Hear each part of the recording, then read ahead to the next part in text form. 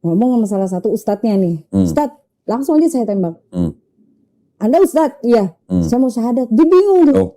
Maksudnya apa nih? Itu ustadz yang ngeruqyah. Lu suruh syahadatin. Terus saya bilang, mau syahadat bisa gak? Hah?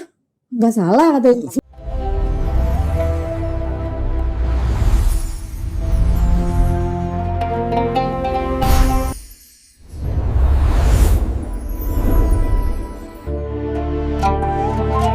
Bismillahirrahmanirrahim. Assalamualaikum warahmatullahi wabarakatuh. Alhamdulillahirrabbilalamin. Wassalatu wassalamu ala rasulillah. Senang sekali jumpa lagi di channel Donditan. Sekarang saya ditemani oleh seorang Ukti? Apa Cici nih? Cece. Oh Cece. Nah, Cece. Namanya siapa? Namanya Tessa Abigail. Tessa? Abigail. Abigail. Yes. Gua kalau dengar Abigail jadi inget cerita Bible. Itu dia. Tahu lu Abigail? Tahu. Iya. Tessa Abigail. Ini juga dulunya mualaf. Iya, alhamdulillah. Dulunya. Udah lama. Oh dulu ya, udah lama banget sih ya. Jadi sekarang apa? Mantan kafir? Ya Allah, insya Allah muslimah ya. Muslim, sampai akhir hayat insya Allah. Iya, muslim mantan kafir gitu. Serem. Lu kok serem?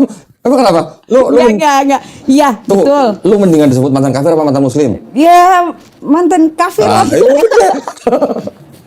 Iya. Kocak iya benar. Iya juga Sana sih. tahun berapa? Syahadat 2005 1 Oktober. 2005? Duluan dia kemana-mana. Iya, udah lama makanya kalau dibilang mualaf tuh kita malu ya maksudnya. Buset. Waduh. Gua aja 2014 loh. Oh ya? Berarti 9 tahun lebih duluan ya Tessa ya? Yes. Iya. Itu pas lagi masih sekolah itu apa gimana? Jadi kalau bicara sekolah waktu itu masih kuliah ya. Oh kuliah. Sebenarnya sebelum kuliah itu udah main syahadat udah lama banget gitu. Jadi Maksudnya sebelum rasa kuliah udah syahadat? pengennya. Oh pengen. Jadi udah Terus? kerja. Jadi pas 2001 lulus, 2005 itu kondisinya aku tuh udah kerja. Sebenarnya mau masuk Islamnya itu SMP, cuma waktu itu masih takut diusir kan. Oh jadi lu tahu kalau lu masuk Islam bakal diusir? Tahu. Karena kan masih sekolah ya. Udah diwanti-wanti gitu? Oh, enggak sih. Lu masuk Islam gue usir gitu? Enggak. Enggak. Parnonya gitu karena kan kita parno. masih sekolah, masih dibiayain orang tua gitu kan, bahkan belum bisa mandiri. Jadi kayak tahu diri lah gitu, walaupun mau ngapa-ngapain, aduh ngeri nih gitu. Tunggu tadi 2001 lu udah lulus. Udah. 2005 lu udah kerja. Udah kerja. Baru lu berani syahadat. Berani syahadat. Karena Karena aku pikir, wah gue kalau diusir bisa ngekos nih udah punya gaji gitu. Oh. Jadi ada rada mikir panjang juga sih. Oke, jadi dia berani syahadat Gitu. ketika udah ngekos gitu ya. Jadi kalau diusir udah punya ada tempat gitu ya. Iya, udah di prepare gitu maksudnya. Oh. Wah, Nggak jadi gembel gitu. nggak nyusahin orang minimal. Nggak Dulu nyusahin kan belum orang. ada lembaga-lembaga ataupun komunitas kayak Mualaf Center 2005 Indonesia. belum? Oh. Jadi belum ketemu di Kodoni. Kalau udah mungkin kayak gue berani deh. 2005 belum lah, gue syahadat aja 2014. Itu dia makanya bener-bener tahu Islam tuh atau belajar Islam itu bener-bener susah banget nyari sumbernya. 2005 syahadatnya di mana? Nah kalau bicara syahadatnya di mana sih? Jujur ya, aku tuh sampai 3 kali syahadat untuk meyakinkan diri untuk bisa, oh iya nih gue udah muslim nih gitu kan. Nemenin tetangga mau ruqyah, kocak kan, cucunya nggak bisa nganterin. Lu lewat depan rumah dia. Sebenarnya sih keinginan kan aku bilang tuh keinginan syahadat tuh dari SMP ya. Tapi aduh ya Allah, berani gak gitu. Karena beberapa kali ya sekolah minggu atau apa gitu kan nanya, akhirnya berakhir dengan doa lagi ke gereja lagi kayak gitu kan. Jadi akhirnya nggak berani. Pokoknya banyak hal-hal yang menurut pemahaman aku tuh saat itu nggak make sense nih gitu. Gue harus dapat apa yang gue pengen tuh, rasa penasaran yang tinggi. Jadi akhirnya aduh ketutup lagi, intinya masih terlalu kurang berani lah untuk mengambil sikap. Jadi entah gimana sore itu si tetangga itu dia mau minta temenin ke, boleh nyebutin ini gak sih? Apanya? Tempatnya? Oh, Boleh nggak apa? boleh ya. Salah satu kantor partai PKS waktu itu di daerah Tanah Abang. Oke, pada saat itu memang lagi ada ruqyah gratis. Aku cuma nemenin aja dan dia tahu kalau aku tuh Kristen. Lu temenin gue, cucu gue lagi nggak bisa nganterin, naik bajai lah kita. Gue bilang, mak masuk aja, saya kan beda nih. Biar aja nungguin dia di ruqyah apa diobatin lah, entah gimana, nggak paham gitu loh. Ngintip gitu kan, ngapain sih tuh, apalagi dipegang segala macam, didoain. Wah diurapi nih, bahasa roh gitu. Diurapi. Karena waktu itu kan sempet kayak gitu ya. Iya. Jadi wah Islam ada bahasa roh juga gitu, pakai bahasa Ibrani. Pakai bahasa Arab lu pakai bahasa Arab gimana sih? dan kepolosan pada saat itu adalah penasaran nih duduk. Terus tapi memang apakah yang di dalamnya seorang ustadz atau ahli agama, kita nggak mikir panjang. Selesai itu nenek-nenek itu di ruqyah dan lain sebagainya, tetanggaku terus, bentar ya mak, ngomong sama salah satu ustadznya nih. Ustadz, langsung aja saya tembak. Anda ustadz? Iya. Saya mau syahadat. Dia bingung. Oh. Maksudnya apa nih? Itu ustadz yang ngeruqyah. Lu suruh syahadatin. Terus saya bilang, mau syahadat bisa gak? Hah? Gak salah. Maksudnya saya gak paham. Karena waktu itu saya dengan identitas Kristen saya bangga gitu, saya selalu pakai kalung salib kan. Oh. Ini gak salah. Tenang Ustaz, pokoknya saya udah bisa ngaji sebelum saya berani syahadat. Jadi kocaknya adalah saya belajar Al-Quran dulu baru syahadat. Oh gitu. Jadi karena itu dia, ya rasa penasaran yang tinggi akhirnya memicu kita untuk challenge nih. Lu bener nih penasaran sama Islam gitu kan. Apa sih yang paling susah di Islam? Apa sih? Oh, baca Al-Quran. Karena mostly umat Islam saat ini pun meskipun dia Islam apa namanya ya, turunan ya, gak bisa membaca Al-Quran. Itu menjadi salah satu pertanyaan besar bahwa ngapain aja lu ngaji dari kecil gitu kan kasarannya. Terus akhirnya challenge, pokoknya gue harus bisa baca Al-Quran dulu. Dulu punya mimpi pengen baca Al-Quran, baru syahadat. Oke.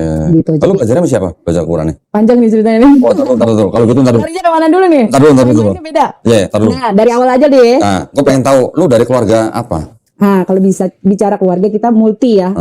Multi etnis. Papa Chosen, mama apa? Chosen, keturunan Tionghoa. Chosen, terus? Pribumi biasa. Sama. Kristen, papa Kristen. Oh, mamanya memang asli pribumi dan Kristen. Iya, Oke, orang Betawi. Yes, gitu. Jadi kalau papa keturunan Tionghoa. Iya, maksudnya suku apa? Hokkien. Kek. Oke. Saya apa? Kek, aku Cho. Berarti lu Seco. Dewa judi. Iya tahu. Berarti lu Seco. Cho Tianhua. Cho Tianhua. Bunga yang baru bermekar. Kalau sekarang bunganya udah gak mekar lagi ya? Bunga bangke dulu mekar. Oke. Terus, lu anak berapa dari berapa saudara? Kalau bicara anak sih, aku posisinya 4 dari 3 bersaudara yang beda ayah ya. 4 dari 3 saudara gimana sih? Anak keempat 4 saudara maksudnya? 4 saudara dari. Anak keempat dari 4 saudara dong berarti. Iya benar. So anak keempat dari 3 saudara. Berarti anak pungut tuh kalau gitu. Iya maksudnya 4 keempat gitu ya. Gue nervous sih kan. Iya benar-benar itu. Berarti anak bungsu. Iya tapi kita beda ayah ya. Oh beda ayah. Nah itu dia makanya kalau dari segi ayah satu kandung, aku tunggal. Oh, oke. Nah terus dulu orang tua kerjanya apa? Boleh disebut? Ya, boleh, kenapa nggak boleh? GKI. GKI di mana? Ketapang bukan? Bukan. Perniagaan. Oh, perniagaan. Okay. Jadi memang dari kecil udah dibaptis di sana, kegiatan beribadah di sana. Pokoknya anak Tuhan banget lah. Takut gitu kan. Kecilnya juga sekolah Kristen. Berarti udah dibaptis juga? Udah, karena memang dari kecil sekolah Kristen dan punya cita-cita pada saat itu pengen jadi pendeta. Widih. Terus kesampaian? Kesampaiannya di om pendeta. Oh, om jadi pendeta. Iya. Bokap bukan pendeta? Bukan, tapi keluarga papa tuh memang suka bangun gereja. Oh, suka bangun gereja? Iya. Ada berapa gereja yang udah dibangun? Nggak tahu. Jadi kalau nggak boleh, kayak misalnya tanah keluarga nih gitu. Dibikin gereja. Oh, okay. Biasanya ada beberapa di daerah Puncak, Bogor. Oh, iya. Gitu. Tapi memang ya seperti itulah. Jadi taat banget. Terus taat pada perpuluhan nggak? Oh selalu. Oh, ya, selalu. Bahkan aktif ya. Aku tuh. Oh makanya itu dia apa ya? Nggak pernah menyangka bisa akhirnya berani untuk bersyahadat kan. Tapi bokap bukan pendeta? Bukan. Oke. Bukan pendeta. Majelis? Penatua. Ya majelis sama penatua mungkin sama kali ya? Sama, beda istilah dikit, beda gereja kali ya? Sana aja ya. Iya. Oh. Sama posisi tempat duduk ya, dia paling depan gitu. Kalau penatua pasti paling depan. Yes. Iya. Karena sudah tua-tua kayaknya. Iya. Jadi yang penatua memang harus tua gitu. Iya. Ini bokap nyokap masih ada? Alhamdulillah masih. Dua-dua masih ada ya? Masih. Saudara ada yang ngikutin masuk Islam? Nggak ada. Nggak ada. Nah, sekarang. Karena aku kan tunggal. Oh dari papa? Iya. Tapi kalau yang dari mama? Nggak ada. Mereka Muslim. Karena ayahnya memang Muslim. Oke. Oh. Jadi, kan jadi bingung komplikated. Jadi dari mama, mama waktu itu pernah nikah sama suami yang Muslim. Yes. Mamanya nggak ikut Muslim. Bisa di skip ini. Oke. Ya udah. Pokoknya mulai dari keluarga lu ya. Oke, berarti ini udah tumbuh besar sebagai anak gereja. Yes. Ya kan? Yeah. Terus waktu tadi nganterin mak Ruqyah, lu minta disadatin, mau nggak ustadznya? Awalnya nggak mau karena pikirnya main-main kan. Oke, terus? Akhirnya bukan disahadatin, kita malah diruqyah jadinya. Lu diruqyah? Sebenarnya nggak tahu ya diruqyah apa nggak. Cuma pada saat itu aku tuh pingsan. Nah itu yang aku bilang, apakah hubungannya dengan beberapa apa ya? Ya jadi bukan mistis ya. Aku ada beberapa kali tanya sama almarhum Coach Stephen soal bagaimana mimpi saya, bagaimana aku melihat tembok kosong jadi seperti apa gitu kan. Jadinya intinya bukannya syahadat, jadi dia malah kayak karena di dalam diri aku tuh masih ada pengaruh itu. Jadi harus dibersihkan, benar-benar yakin, jangan pakai nafsu atau emosi Oke. sesaat. Hmm. Yakin bahwa ini adalah keinginan sendiri, nggak ada paksaan. Nah, pokoknya singkat cerita, alhamdulillah syahadat. Tapi setelah syahadat aku masih ke gereja lagi karena ya itu nggak ada yang bimbing, nggak kayak sekarang kan kita belajar Islam ada YouTube, ada apalah ya, banyak media yang bisa mendukung itu. Bahkan dulu tuh kita bingung, udah syahadat kita ngapain? Karena nggak ada guru. Memang blank karena memang pengen tahu, dan aku tuh harus memeluk agama yang intinya yang aku yakini bahwa Islam lah yang paling benar gitu. Tapi gue pengen tahu dulu nih, Tes. Waktu pertama-tama lu pengen masuk Islam, karena apa? Pertama kali ya? Ya, pertama kali. Ya itulah beruntungnya aku tuh tinggal di daerah padat penduduk yang nggak jauh dari masjid. Oke. Biasa dengar azan sehari 5 kali, biasa dengar pada saat masjid itu ada kegiatan maulid, aku biasa dengar berjanji dan lain sebagainya. Hal itu yang jadi bikin, ya ini umat Islam gak ada kerjaannya udah berisik 5 kali sehari gitu kan. Tapi justru itu dia yang mungkin pepatah bilang kita nggak boleh terlalu benci ya. Jadi akhirnya cinta. Asik gitu. Asik. Benci jadi cinta. Asik. Dia akhirnya aku kayak aduh ini gengges banget sih kalau kata anak sekarang kan, berisik banget gitu loh. Tapi ada satu ketika dimana kalau denger takbiran itu aku nangis. Even kita nggak tahu tuh artinya apa kan. Gitu. Iya. Sampai satu ketika aku beraniin ikut takbiran keliling. Kalau zaman dulu tuh kita naik truk Umur di berapa atas lu beduk. gitu? SMP kan udah dibilang dari SMP tuh udah curious soal Islam tuh udah. Anak SMP cewek. Aku tomboy banget tuh, jadi kayak Buset. orang tua nyari mana nih anak gitu kan. Anak masjid aku sogok. Awas bilang mak gue gitu. Asik. Aku ngumpet di beduk ini biar gimana aku mau ikut takbiran. Buset. Gitu. Jadi sampai mereka pernah aku bayarin satu-satu, lu mau nggak ke gereja gue mau pakai AC enak, bayarin 1.000 ikut ke gereja. Satu orang? Iya. Banyak duit tuh. yang penting aku bisa membawa mereka dalam keselamatan gitu. Masih SMP tuh? Iya. Buset, SMP udah jadi penginjil. Wah iya, itu sampai lu bisa, karena memang sosok seorang guru sekolah minggu tuh favorit ya, maksudnya baik, suka ngasih stiker kalau ngafalin ayat kayak gitu kan, nyanyi suaranya bagus, bisa main alat musik dan lain sebagainya. Itu jadi kayak cita-cita ya, dream come true lah intinya. Wah gue pengen gitu, karena memang even tinggal di dekat masjid banyak budaya-budaya yang memang jauh sih beda sama Kristen gitu. Oh intinya ingin melayani Tuhan lah pada saat itu. Asik. Terus itu SMP. SMP ya. Terus SMA-nya?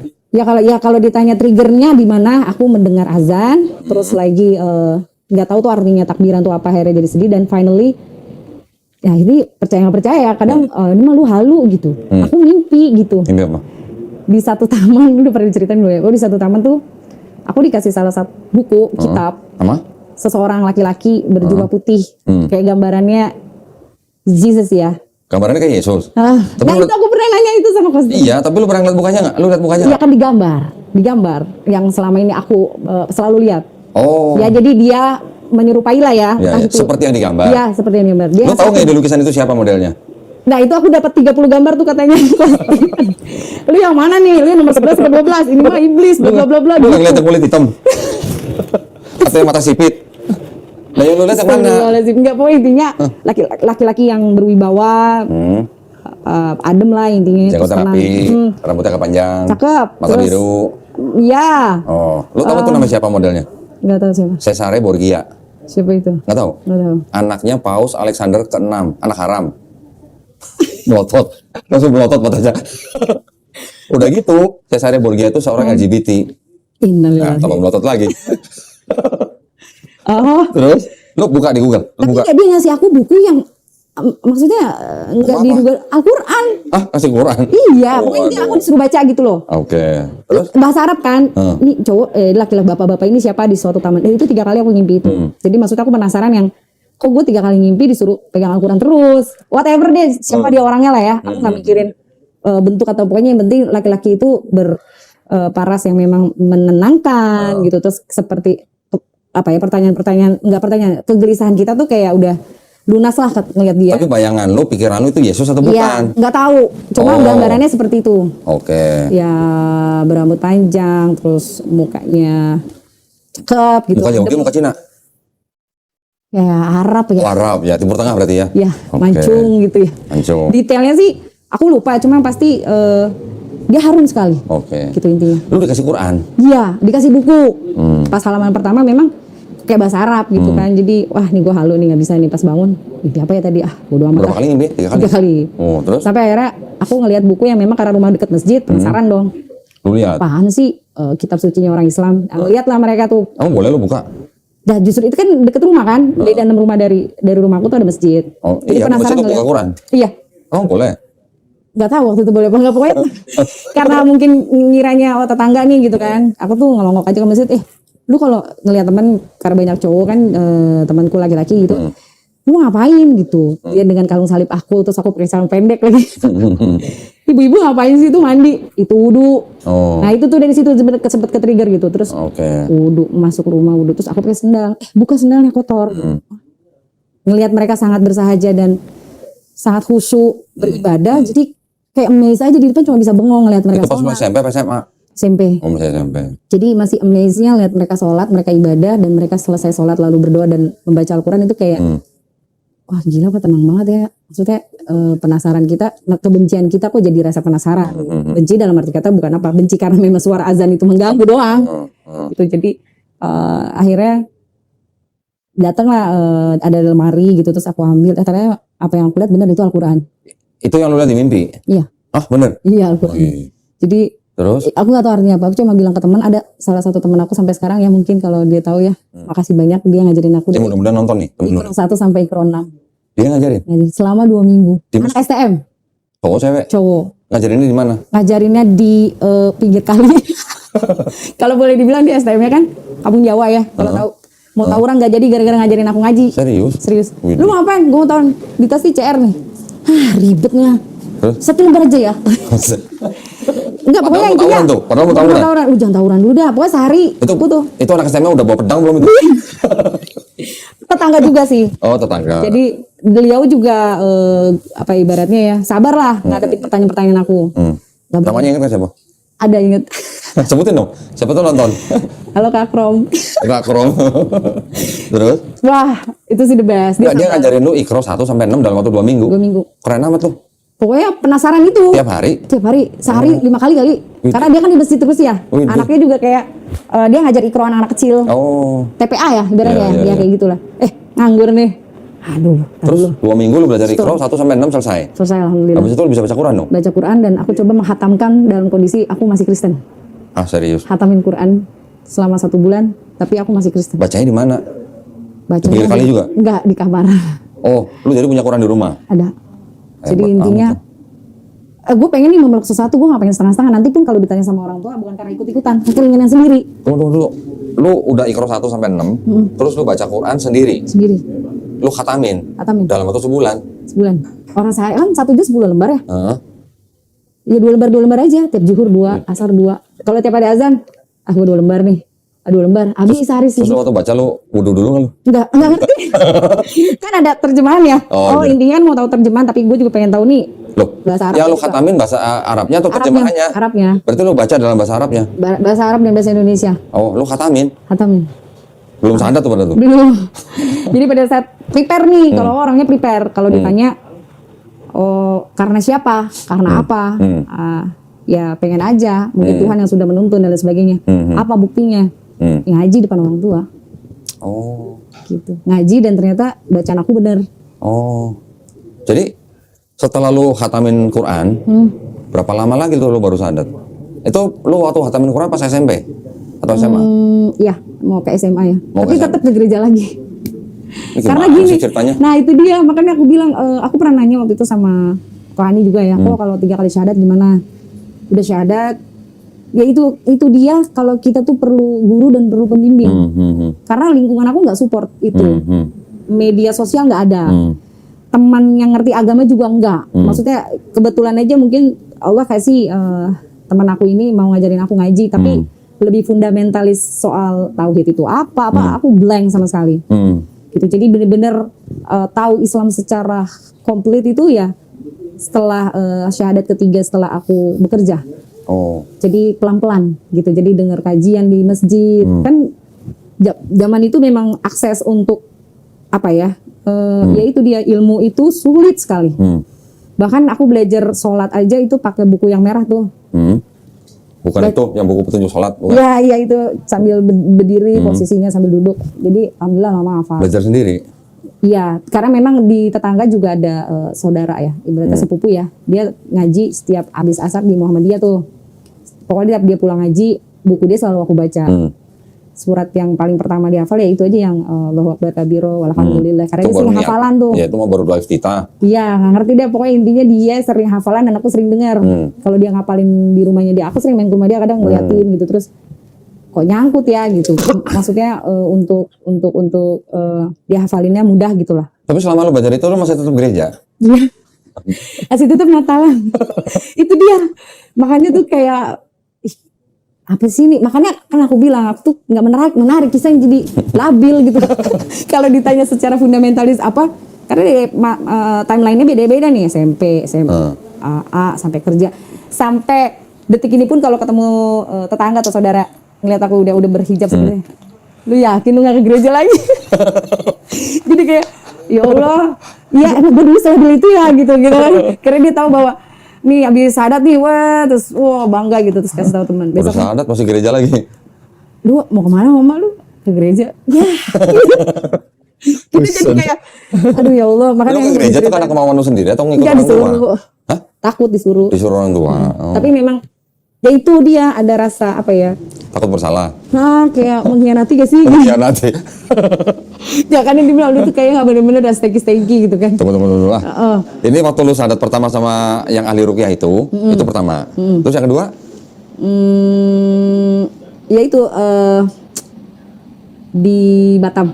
Di Batam. Iya, Karena Pak, di aku masjid. kuliah di Masjid Raya Batam. Oh, lu waktu itu lagi kuliah? Kuliah di Batam. Lu kuliahnya di Batam? Terus pas lagi kuliah lu sadat di Masjid Raya di Batam? Masjid Raya Batam waktu itu aduh Ustaznya siapa lupa namanya. Pokoknya Agim waktu itu punya pesantren di sana. Dikasih tahu sama teman kan. Lu di Masjid Raya Batam aja, Batam Center. Ditemenin sama 2 sahabat aku cewek, yang satu kuliah juga. Udah tuh sadar, pulanglah ke Jakarta. Namanya kita kan libur kuliah gitu kan, 3 bulan sekali pulang. Libur ke Jakarta, ke gereja lagi, balik ke Batam. Gue masa di Jakarta gue ke gereja lagi. Itu sah gak sih Islamnya? Itu yang aku bilang pentingnya ada guru, pentingnya kita berteman sama orang-orang soleh ya. Bener loh, itu nggak punya pegangan sama sekali. Jadi ya udahlah, yang penting gue percaya Nabi Muhammad utusan Allah, yang penting gue percaya Allah gitu. Waktu lu ke gereja, itu lu gimana? Rasa lu tuh lagi berdoa sama siapa? Bapak, ya Allah. Ya Allah. Terus Enggak sih.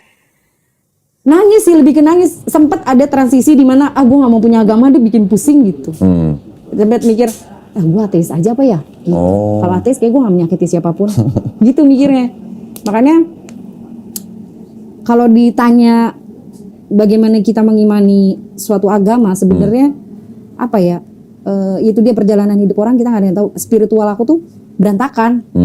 Karena nggak ada yang nuntun. Enggak, tapi lu udah nekat bersyahadat. Harusnya kan lu bersyahadat itu kan paling tidak dengan... Kayaknya penasaran doang ya waktu itu kayaknya ya. Lu berarti nggak dengan pengetahuan? Pengetahuan sih. Lebih ke, aku kan nggak mungkin cerita juga. Maksudnya kan Kodoni juga lebih expert dibandingin aku ya. Ya.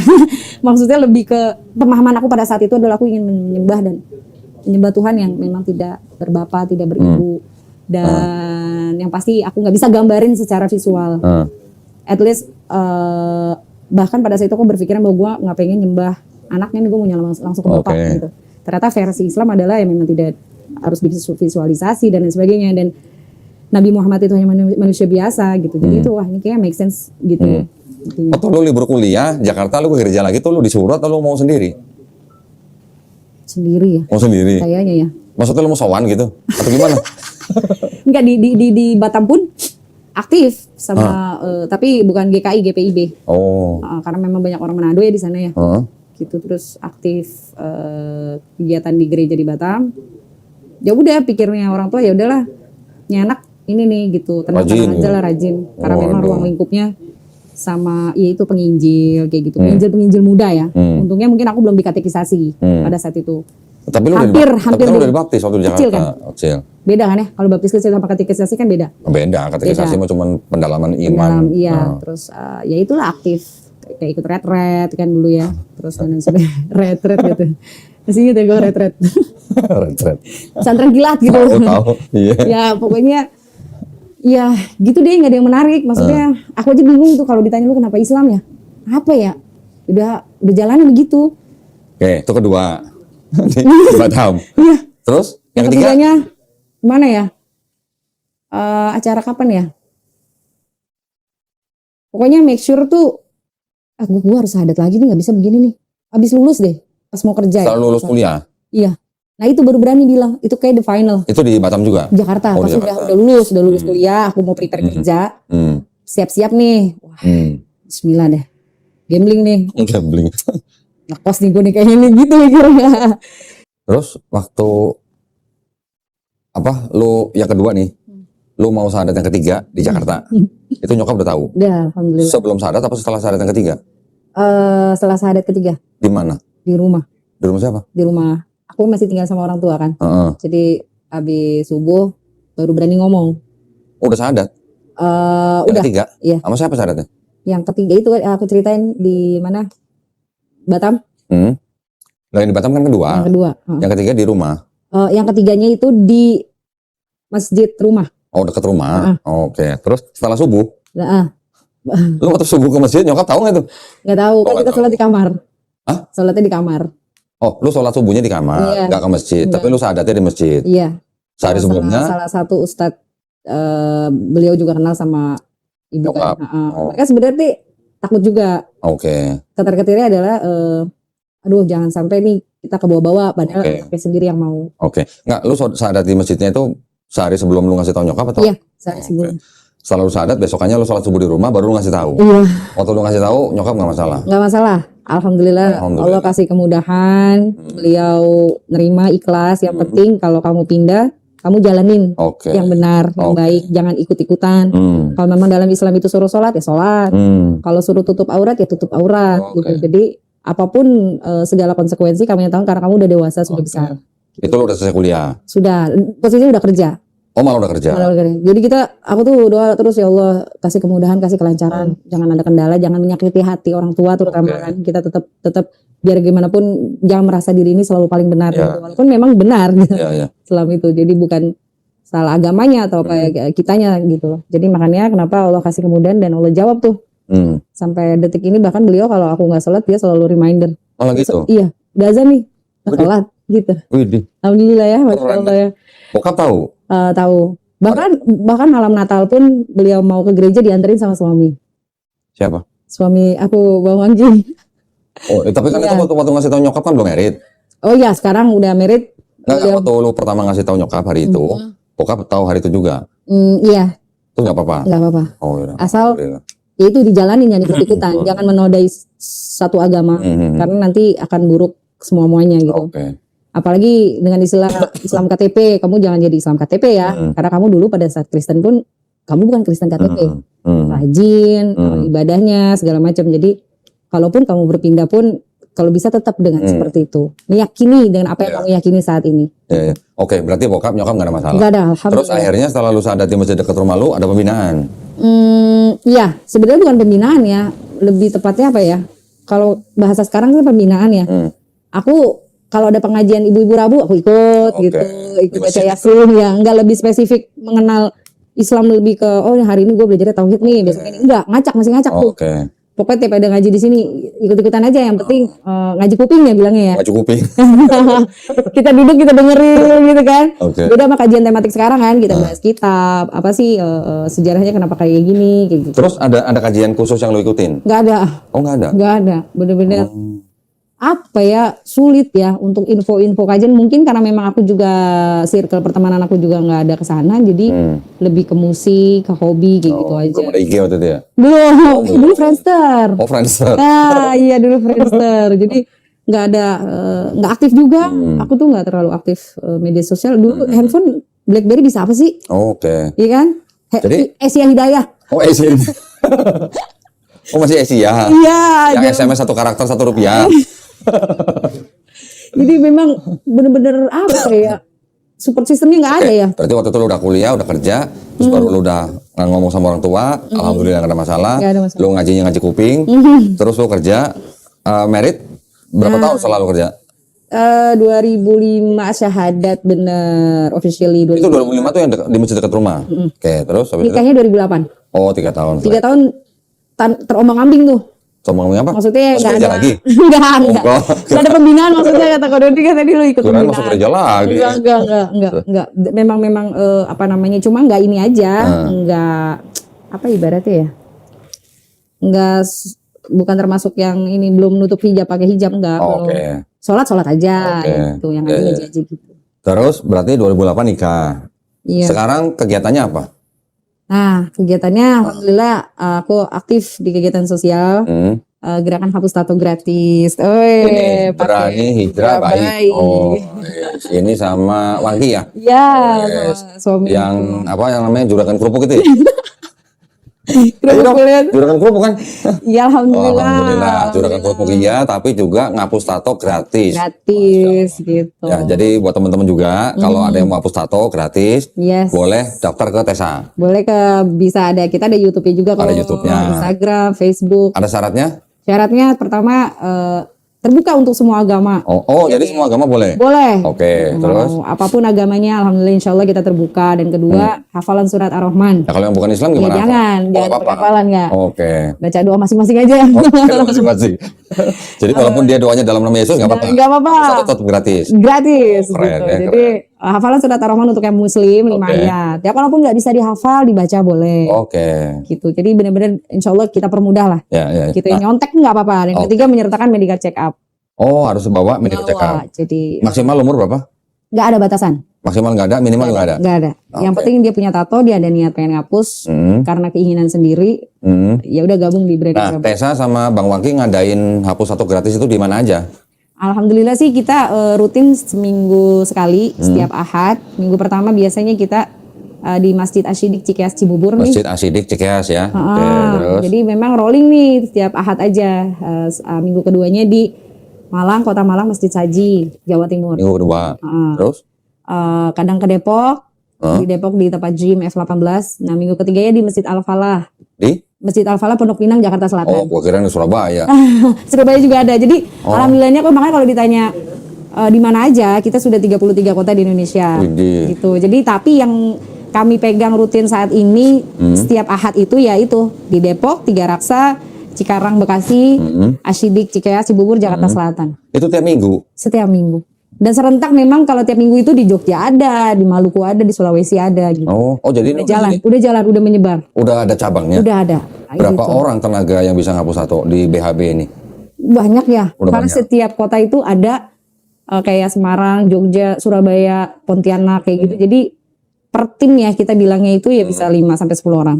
Itu pencetusnya jadi siapa? Nah, kalau ditanya pencetusnya, alhamdulillah inisiatornya salah satu dokter yang beliau tidak ingin disebutkan namanya dan sangat tinggi jiwa sosialnya. Kedua adalah sahabat aku dan Wangki juga yaitu Bang Ahmad Zaki Ali. Beliau Ini dokter bukan? bukan, Satu dia lagi. beliau ini foundernya dari Yayasan Gerak Bareng. Yayasan Gerak Bareng. Gitu. Jadi pada saat itu memang kegelisahan aku tuh pada saat itu curhat lah sama suami juga. Aku udah masuk Islam tapi punya tato nih gimana? Nah beliau dengar ya Bang Wangki cerita lah sama Bang Zaki. Siapa yang punya tato Bang? Istri gue nih gitu. Terus ya udah Tessa juga punya tato. iya. Jadi waktu itu dihapus sendiri sama Wangki. Bang Zaki itu waktu itu kalau nggak salah live di Facebook deh. Terus banyak yang mau Oke. gitu. Alhamdulillahnya ada salah satu dokter teman kita juga yang mewakafkan ilmunya juga Oke. untuk ngajarin kita. Mhm. Akhirnya dapatlah donasi 1 mesin. Oke. Nah 1 mesin laser ini akhirnya kita gunakan untuk keliling Indonesia sampai detik ini dan sudah tersebar gitu. Jadi Udah berapa lama inisiatornya 2017. Oh, oke. 2017 sampai sekarang berarti sudah jalan kurang lebih hampir 8 tahun 8 ya. tahun. Iya. Waduh, Masya Allah. Jadi sekarang udah punya berapa mesin? Alhamdulillah kalau ditanya berapa ya di 33 kota itu Berarti 33 mesin? kurang lebih. Masya Allah. Jadi misalnya ada yang mau wakafin mesin, kita taruh di mana seperti Batam nih, kita lagi ikhtiar untuk wakaf mesin, kita taruh nanti di Batam. Beli mesinnya di mana? Belinya sama salah satu vendor kita di brand Hijrah Baik Oh, oke. gitu. Dia impor. Iya. Gitu. Pakai laser ya? Laser. dengan Sakit metode. nggak? Kalau ditanya sakit sih, tapi lebih sakit lagi sayang-sayangnya ditinggal ya. Hah? Lagi sayang-sayangnya ditinggal. Ini orang lagi ngomongin tato, hapus tato. Jadi Harinya lagi tenang aja, sakit, pokoknya lagi sayang ditinggal. Dia anestesi kok. Anestesi. Anestesi. Oke. Jadi kurang lebih 1 jam. Jadi dibikin kebas dulu kulit baru kita tembak. Gitu. Setelah tembak, kebasa hilang, sakit. Ada krim khusus juga buat luka bakar. Enggak sih, sakitnya masih bisa ditoleransi lah. Oke. Lebih sakit mana bikin tato sama hapus tato? Apa sih? Hapus. Nah, karena memang nggak langsung hilang kok. Jadi sistemnya tuh karena metode laser ini paling aman secara medis, kita harus pertemuan 1 bulan sekali. Oh. Nih kita ketemu sekarang 5 ayat, nanti bulan depan ketemu lagi tambah lagi 5 ayat. Oke. Jadi kita harapin 78 ayat full sudah hafal, insya Allah tatonya juga hilang. Oh, jadi nggak cukup sekali ya? Nggak hapus cukup tato ya? sekali. Memang progresnya bertahap. Udah hasilnya jadi bagus, tidak meninggalkan bekas. Kalau dulu kan hapus tato tuh pakai PK lah, pakai apa lagi gitu ya. Banyak lah ya zat-zat. Bisa seperti nggak pernah Ya, ditato? alhamdulillah saya nih mulus nih. Hilang ya? Hilang. Oh, untuk Ya, tangan dulunya ada bekas. tatonya? Ada. Sekarang nggak kelihatan? Nggak ada tatonya. Oke. Dulu cross ya. Wih, di Jesus gitu ya? Oh. Ya, seperti itu kurang lebih. Jadi udah tuh, waduh, Bu, udah maksudnya cewek kok tatoan gitu. Apalagi masuk Islam mikirnya kan, aduh, gimana ya kepikiran. Ya. Akhirnya di klinik mahal kan. Kalau di klinik berapa harganya? Tergantung tuh, ada klinik yang memang bisa seukuran KTP 1,5 juta. Ukuran KTP 1,5 juta Ya. dan berapa kali? Cuma sekali. Oh, sekali meninggal? Nah, belum. Terus ada yang per titik itu 10.000 rupiah. Per dots tembak. Ya. Jadi tergantung. Jadi alhamdulillahnya ya apa ya? Sebenarnya kalau hapus tato ini biarin aja untuk teman-teman yang mungkin masih enjoy sama tatonya. Kita nggak berseberangan, tetap kita respect. Beberapa teman kita juga punya studio tato, tetap kita berhubungan baik. Bukan berarti kita bukan benar atau salah di sini, tapi ternyata pergeseran kegiatan hapus tato ini nggak hanya untuk agama ya, ternyata sulit mencari kerja.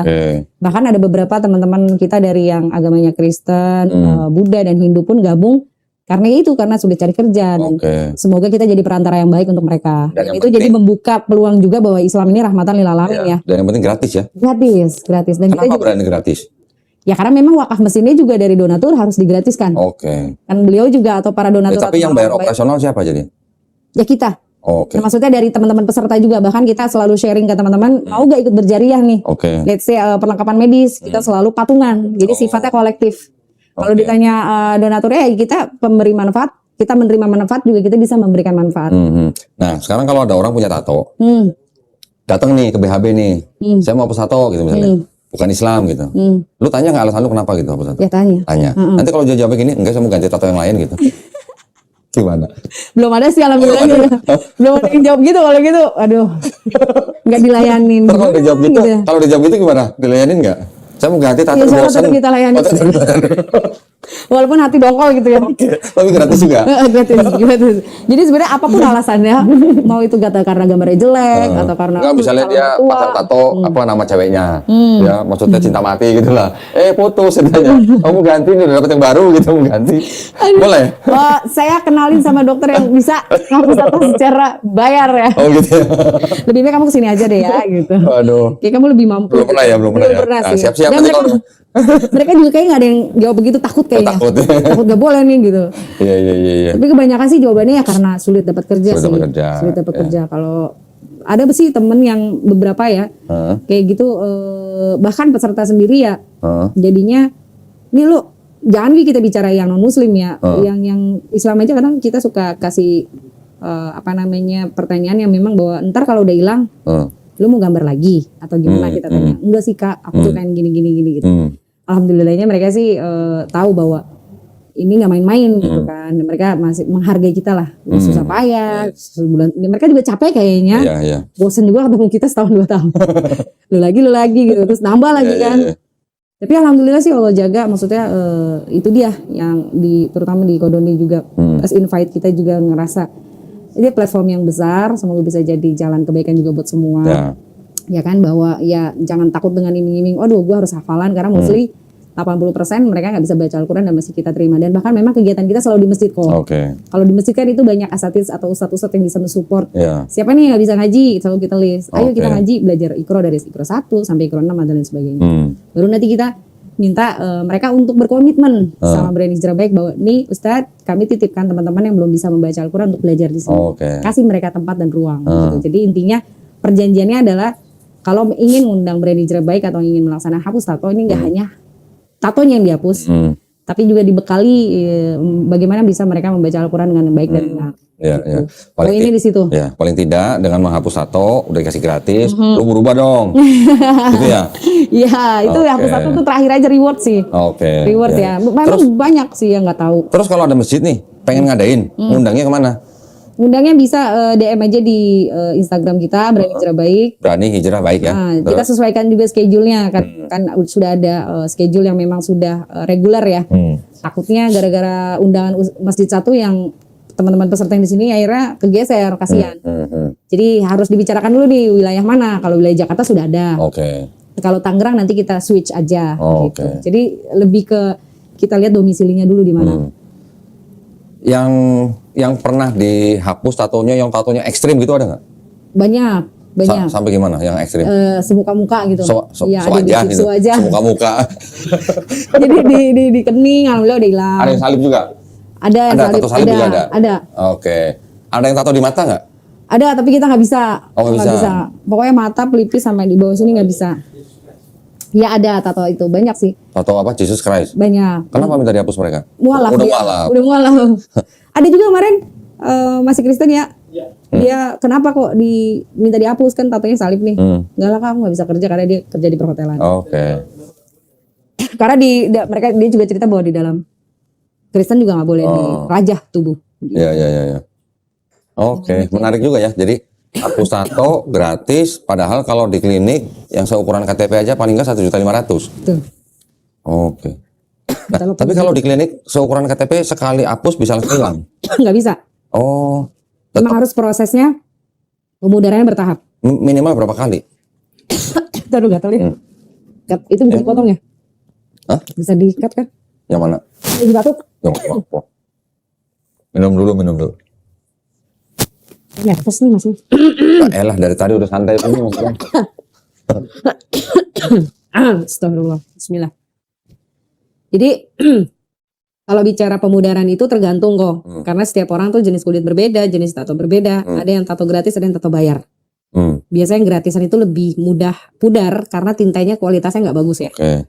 Seperti rotring dan lain sebagainya. Tapi kalau yang dia berani bayar untuk studio tato dan mahal, kualitas tintanya itu keren. Bagus. Bagus. Jadi lebih susah dihapus. Lebih sulit karena kandungan tinta itu mempengaruhi apa ya pemudaran. Kalau orang dulu tuh tatonya jelek-jelek ya gambarnya ya. Kalau anak sekarang kan bagus 3 dimensi lah segala macam. Itu sulit. Apalagi kalau yang kulitnya memang tergolong sensitif. Makanya kita selalu kita generalisir aja. Anggaplah 20 kali pertemuan baru 20 kali baru hilang.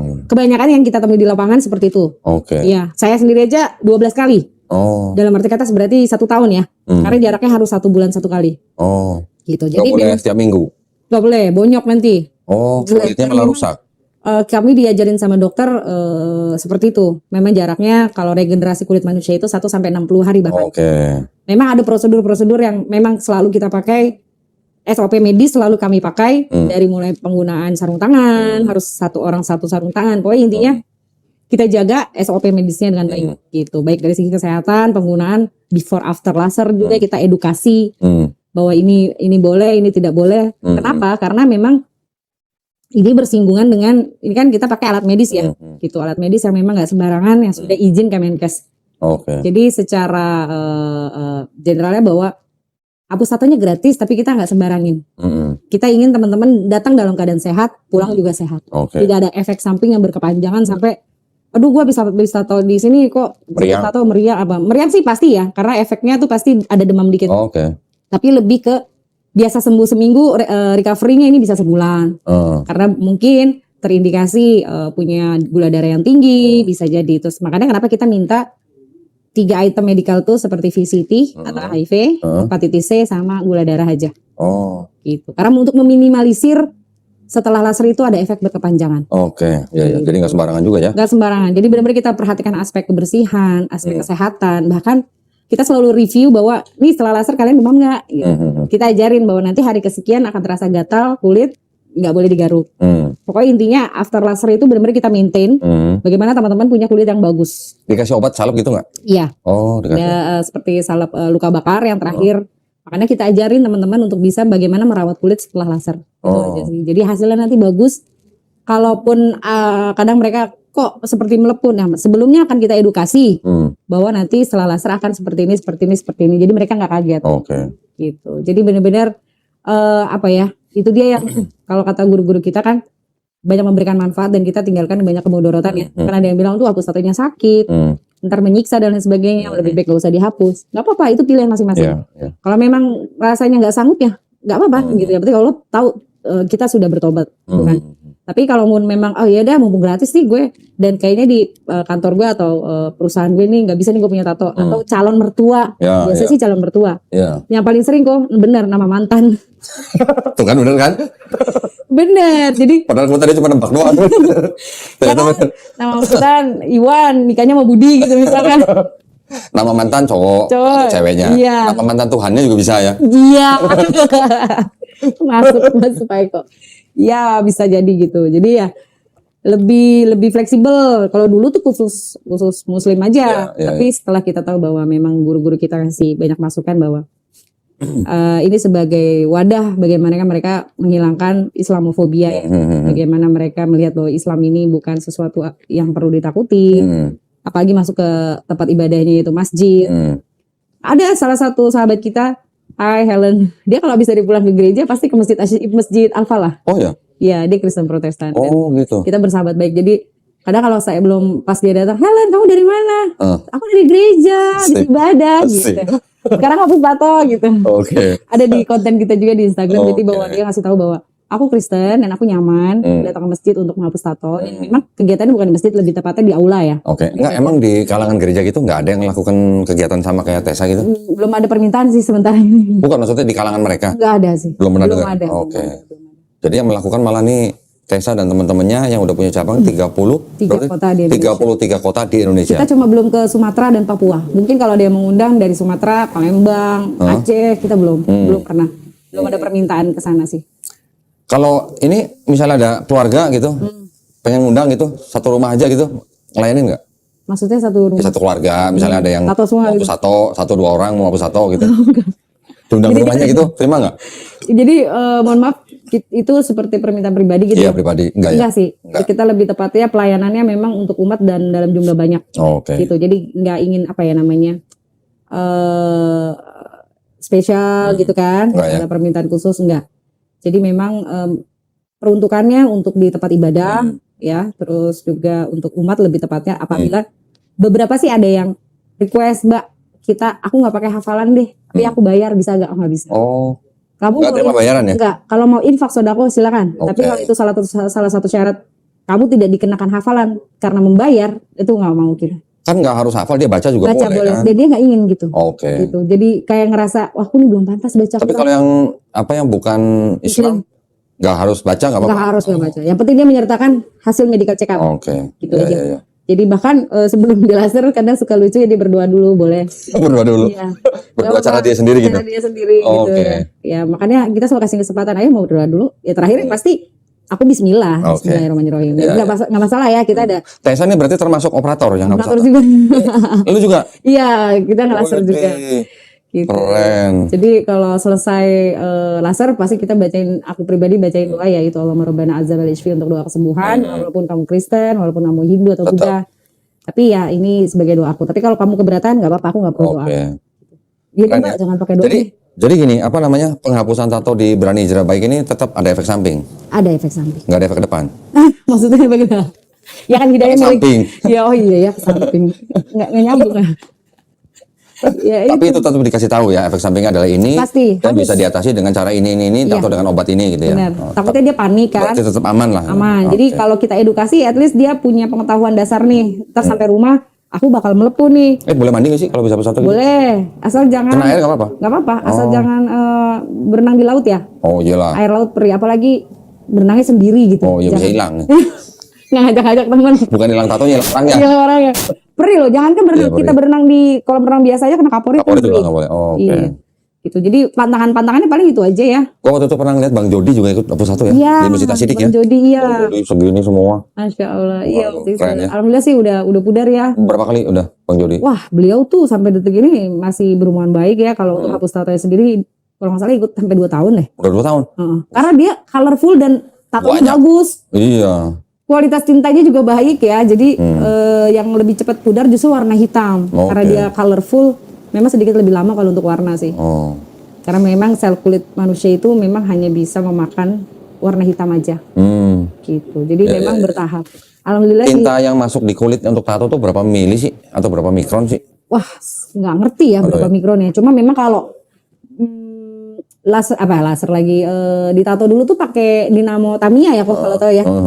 Jarumnya juga nggak terlalu dalam gitu loh. Nah sekarang dengan banyaknya teknologi dan perkembangan itu keren dia punya mesin tatonya gitu. Dengan jumlah jarum yang banyak, terus hasilnya bagus dan nggak terlalu sakit. Dan mereka anestesi dulu baru ditato, makanya nggak terasa sakit. Gitu. Dan memang standarnya studio tato sekarang bagus-bagus juga. Dia memperhatikan higienis juga. Karena dulu kan ada momok yang menakutkan, ada satu jarum rame-rame jadi kena HIV gitu kan. Sekarang enggak, jadi studio tato lebih modern, lebih standar klinik bahkan. Makanya beberapa teman-teman kita juga masih ada yang cari rezeki di sana. Ya, ini BHB ini melakukan kegiatan ini dengan mesin itu. Kegiatan ini dapat kayak semacam approval atau sertifikasi dari Departemen Kesehatan nggak? Secara officially enggak, karena memang itu kan butuh izin yang enggak sedikit ya. Karena memang yang megang operator lasernya kan bukan dokter, tapi teman-teman kami juga disupport sama waktu itu Ikatan Dokter Indonesia wilayah Bogor. Alhamdulillah ada dokter Icep, halo dokter Sarah juga. Jadi beliau memang ada beberapa dokter juga yang di Sulawesi gitu ya. Intinya sertifikasi itu tidak diperlukan. Kenapa? Karena yang operatornya pun bukan seorang ahli medis. Itu bisa. Bahkan di klinik juga seperti itu. Gitu, di klinik kecantikan nggak perlu seorang dokter yang turun tangan gitu kan. Itu dia yang alasan kita juga bahwa banyak studio tato nggak pakai izin juga kan. Walaupun dia pakai jarum. Sebenarnya kalau penggunaan jarum itu kan harus orang medis. Nah, selama studio tato di luar sana masih berkembang pesat ya, hapus tato juga sebenarnya seharusnya juga tidak ada masalah gitu. Jadi alhamdulillahnya teman-teman kami di kedokteran juga support gitu. Selama tidak ada pungutan biaya. Terus juga itu dia yang kita tekankan adalah standar medisnya. Kita juga pakai materai di atas materai untuk legal standing kita. Gitu. Mesinnya sendiri tadi lu bilang sudah izin Kemenkes. Karena memang vendor kita juga resmi. Yang memang dipakai sama dokter-dokter kecantikan yang ada. Tapi yang mengoperasikan tidak harus tenaga medis. Enggak, karena memang vendor juga bisa mengoperasikan. Bahkan mereka yang awalan itu juga yang mentraining dokter-dokter itu. Jadi buat para pemirsa, pertama nih yang mau hapus tato gratis, nanti bisa hubungin Berani Hijrah Baik. Di YouTube ada. Di IG ada. Ada di IG. Di admin juga ada WA-nya 0878 088 6943. Tolong diulang. 0878 088 6943. 6943. Baik. Nah, juga buat para pemirsa yang misalnya mau mewakafkan alat hapus tatonya juga bisa. Bisa, insya Allah. Nanti bisa hubungin Tessa ya. Iya. Insya Allah juga itu bisa menjadi kebaikan buat muslim yang lain dan buat manusia yang lain. Nggak cuma muslim ya. Betul. Tapi ya kalau ditanya untuk kegiatan hapus tato ini ya bukan dari segi agama aja. Saya mau ceritain satu kisah yang memang itu menjadi satu vitamin kita untuk tetap ada di jalan ini. Contoh beliau ini single parent, perempuan, anak 2, nggak bisa cari kerja karena punya tato.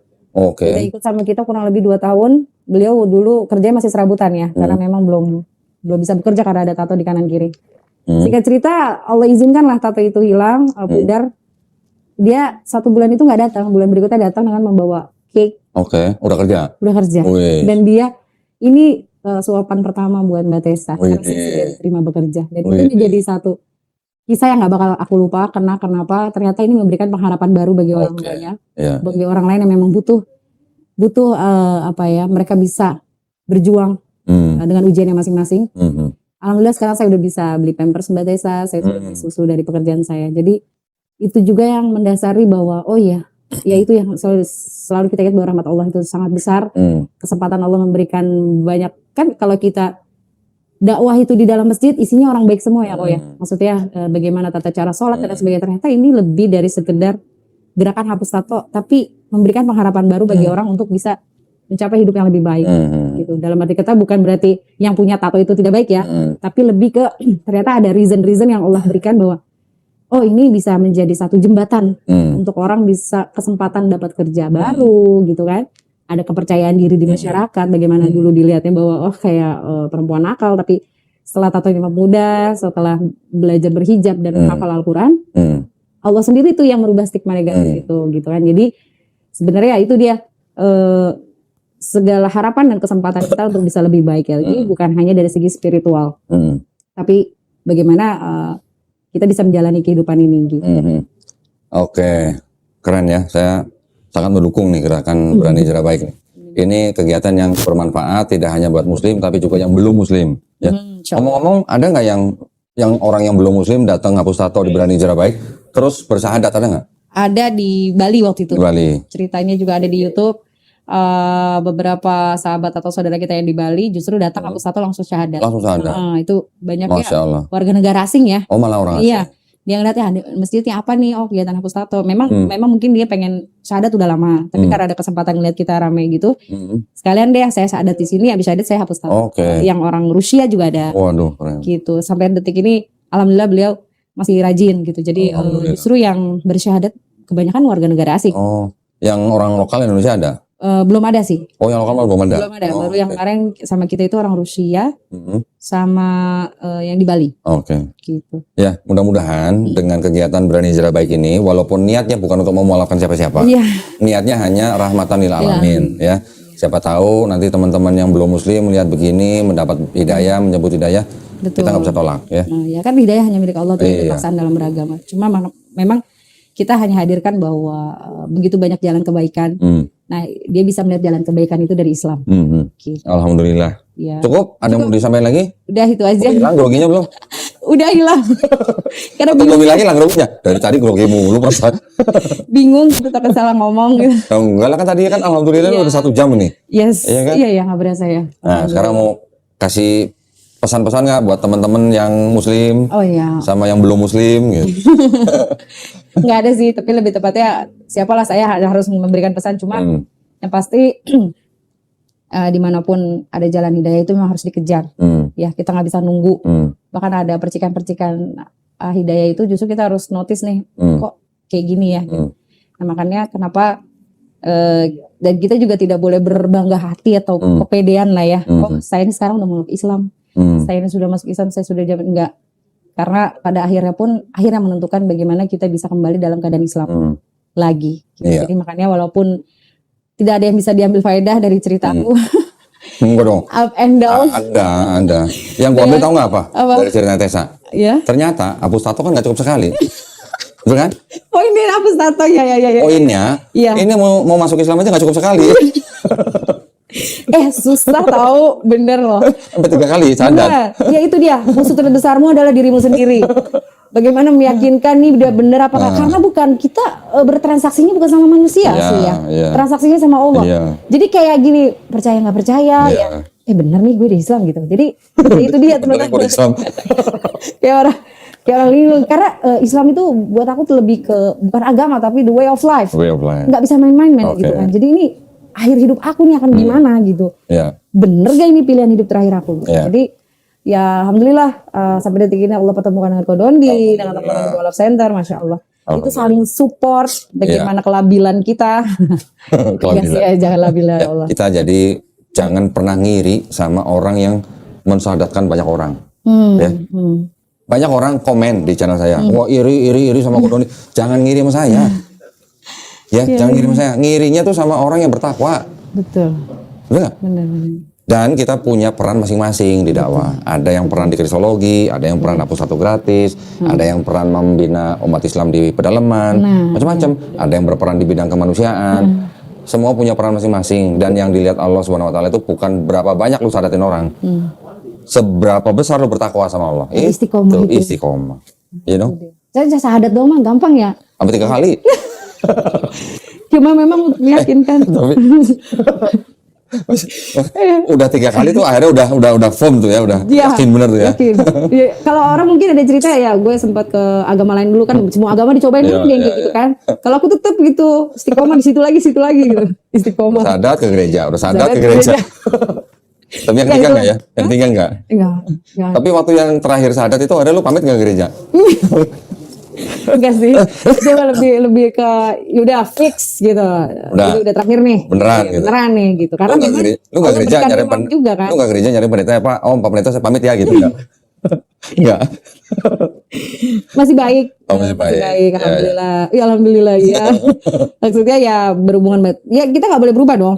Justru dalam keadaan kita sudah masuk Islam kita harus Malah harus lebih baik. Harus lebih baik 2 kali Iya, lipat. betul. Gitu loh. Oh, dia abis masuk Islam berubah ya jadi sombong, nggak pernah negur, enggak, justru makin erat. Iya, betul. Ya kan, halo Bapak, apa kabar? Gitu, sehat terus, Iya. gitu kan. Masih nyembah Yesus Pak gitu. Iya, tapi doa orang tua itu benar ya. Iya. Semoga kamu tetap menjadi anak Tuhan. Alhamdulillah kan, anak Iya, Allah. ya tetap, kan? ah. Tetap. Cuman istilahnya kita nggak pakai aja. Iya, nggak pakai istilahnya. Tetap melayani Tuhan. Iya. Iya, Melayani bener. umat. Iya, bener. Jadi ya sebenarnya permainan bahasa aja. Kalau nggak boleh terlalu diinin juga sih. Kalau aku pribadi ya udah amin. Semua yang baik-baik aja. Ya, Amin. tapi gini ya, ini sedikit ya, ini cuma sedikit supaya kita jangan gampang ikut-ikutan. Di Quran pernah nggak ada istilah anak Allah, Nggak ada. kemudian bapak, Nggak ada. Allah disebut bapak, Nabi disebut anak Allah, ada nggak? Nggak Nggak ada. ada. Kenapa kira-kira? Kenapa? Karena kalau ada istilah bapak, ada istilah anak, orang nanti bisa condong atau cenderung menganggap anak juga punya sifat ilahi. Gitu. Iya. Makanya di Quran nggak ada istilah bapak, anak nggak ada. Iya, nggak Nah, itu adalah istilah orang-orang zaman dulu yang menyembah dewa-dewa, yang mana dewa-dewa itu dianggap bisa punya anak. Iya. Ya, ini juga penting walaupun mungkin cuman istilah, mau bilang toleransi apa kita jangan ikut-ikutan. Karena di Quran nggak ada, kita jangan ikut-ikutan. Gitu ya. Oke. Ilmu baru juga nih. Jangan sampai. Jangan doain ya biar tetap istiqomah ya, Masya Allah. Ya, kita tetap harus jaga akidah, jaga iman, kita berbuat kebaikan kepada siapapun, nggak usah ngeliat agamanya apa, karena Islam adalah rahmatan lil alamin. Yes. Oke? Betul. Alhamdulillah, thank you ya Tes ya. Sama-sama kok. Mudah-mudahan udah gak grogi lagi. Itu air botol sampai 2 botol. Barakallahu fikum ya. Mudah-mudahan Tessa dan suami nanti makin rame kerupuknya. Amin. Cuman saya nggak bawain gua di hari ini. Saya Kita kirim ya. Express. Alhamdulillah, baik, terima kasih banyak atas perhatiannya buat para pemirsa.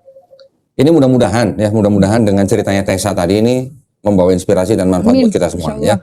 Juga buat para pemirsa yang ingin membantu perjuangan dakwah kami, dipersilahkan untuk mengirimkan ke Bank Muamalat dengan nomor rekening 3030 300 atas nama Yayasan Kadam Mualaf Indonesia. Bisa konfirmasi ke nomor handphone 0813 9883 7007 ya. Dan juga buat para pemirsa yang ingin membantu perjuangan Berani Hijrah Baik ya, Tessa dan Bang Wangki, boleh ya nanti nomor rekeningnya mau ditulis? Insyaallah iya. Buat yang mau membantu, Iya. yang mendukung gitu, nanti nomor rekening kasih, nanti kita tampilin di bawah. Ya. Jazakallah khairan. Nah, mudah-mudahan partisipasi para pemirsa diterima di sisi Allah SWT sebagai amal jariah. Amin. Ya rabbal alamin. Baik, kalau gitu kita pamit undur diri.